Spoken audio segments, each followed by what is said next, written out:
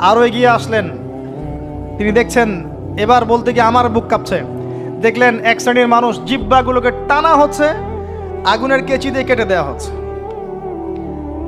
আবার জিহ্বা জোড়ো লাগছে, আবার কেটে দেওয়া হচ্ছে, চলতে আছে অনবরত, কন্টিনিউয়াসলি। আল্লাহর কাছে কায়মনো বাক্যে দোয়া করি, এ সময় দোয়া কবুল হয়। আল্লাহ পাক যেন দোয়া আমাদের কবুল করেন। আল্লাহ পাক যেন আমাকে এবং আপনাদেরকে এদের অন্তর্ভুক্ত না করেন। জিজ্ঞেস করা হলো এরা কারা? নবী সাল্লাল্লাহু আলাইহি ওয়াসাল্লামকে বলা হচ্ছে এরা আপনার উম্মতের সেই সব ব্যক্তি যারা ছিল বক্তা, ওয়ায়েজ,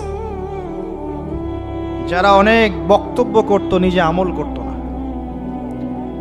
আর এই মহামারী আমাদের মধ্যে ছড়িয়ে পড়েছে, কোনো সন্দেহ নাই। যদি না পড়তো তাহলে আমাদের কথায় মানুষের জীবন পরিবর্তিত হতো। খুব কম দেখা যায় যে আমাদের কথাগুলো আপনাদের কলবে তাসির হচ্ছে। তাসির তখন হবে যখন আমার মধ্যে আমলটা থাকবে।